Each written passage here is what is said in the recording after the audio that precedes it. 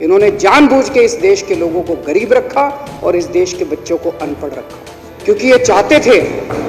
कि अगर ये बच्चे अनपढ़ रहेंगे तो ये बच्चे बेरोजगार रहेंगे, अगर ये बच्चे अनपढ़ रहेंगे तो ये बच्चे पिछड़े रहेंगे, अगर ये बच्चे अनपढ़ रहेंगे तो ये गरीब रहेंगे। पिछले 5 साल के 6 साल के अंदर दिल्ली में शिक्षा के क्षेत्र में जो काम हुआ है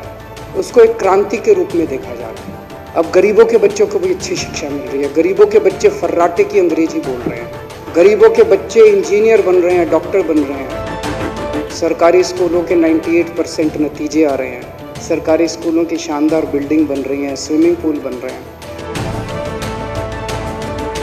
अब हमारे सरकारी स्कूलों के बच्चे अमीरों के बच्चों के साथ कंधे से कंधा मिला के आ रहे हैं।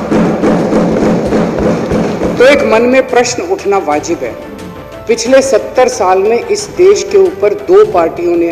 राज करा। जो काम दिल्ली में 5 साल में हो गया वो 70 साल में क्यों नहीं हुआ? 70 साल के अंदर इन दोनों पार्टियों ने मिलकर शिक्षा व्यवस्था को ठीक क्यों नहीं किया? आज मैं पूरी जिम्मेदारी के साथ कह रहा हूं कि इन दोनों पार्टियों ने मिलकर एक षड्यंत्र के तहत इस देश की शिक्षा व्यवस्था को बदहाली में रखा है, जानबूझ के रखा गया। इन्होंने जानबूझ के इस देश के लोगों को गरीब रखा और इस देश के बच्चों को अनपढ़ रखा, क्योंकि ये चाहते थे